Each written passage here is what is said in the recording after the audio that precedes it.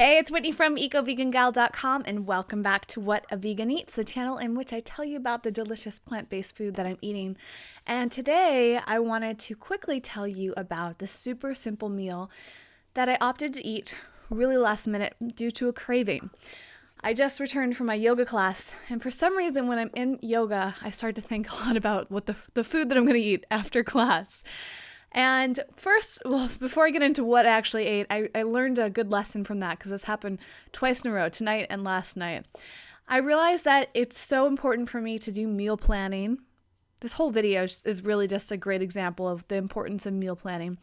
But the reason why meal planning is important is because it will help prevent me from letting my mind wander to what I'm going to eat after class. Usually I take my yoga classes in the early evening right before I have dinner. And so I'll spend a good chunk of the class thinking about what I'm going to have for dinner. It's like my dinner planning time. And I'd much rather focus on something else like yoga.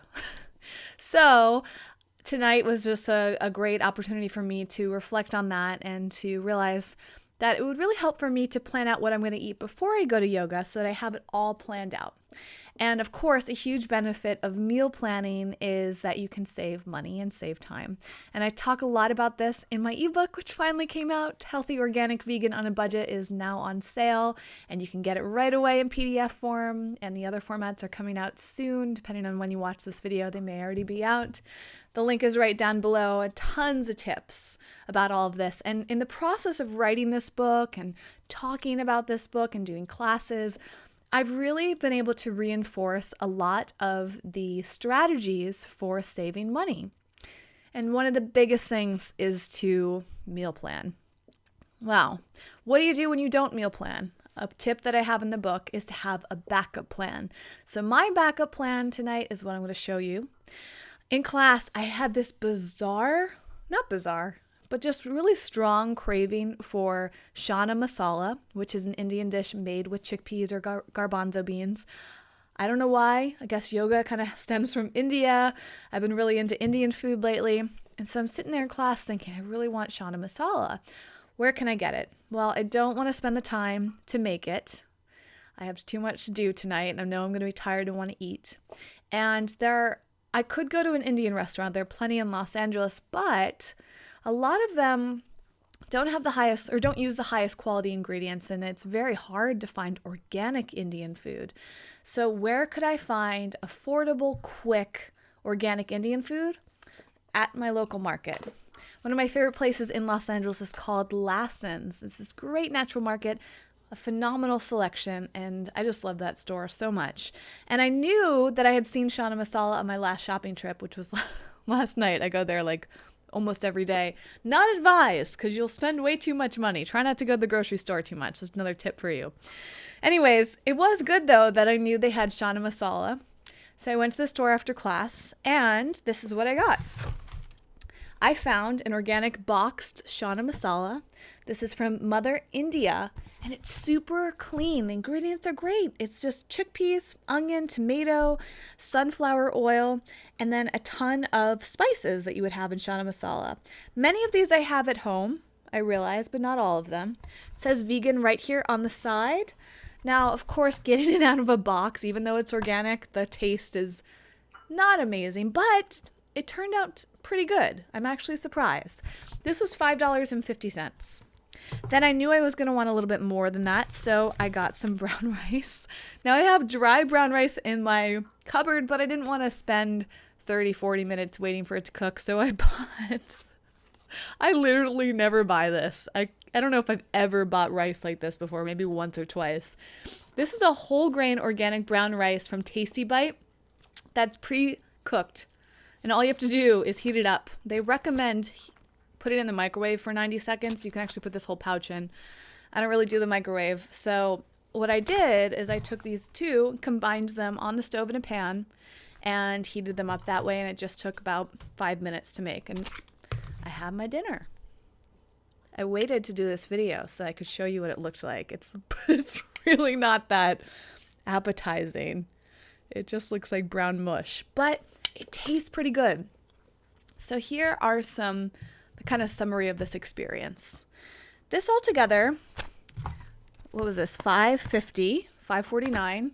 and this was $2.59. So that was just about $8 for this. It was entirely organic, and I only used about half of this container. So let's just say that this was $1.25 plus this. So this was just under $7 for this dish. It's not a ton of food. I probably could have gone to an Indian restaurant and bought this for about $7, but I would have had to pay a tip if I was there to getting a takeout.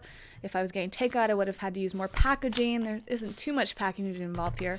So I think it's less expensive and just as convenient as eating out because it was so quick to cook up and they had it at my local market right down the street.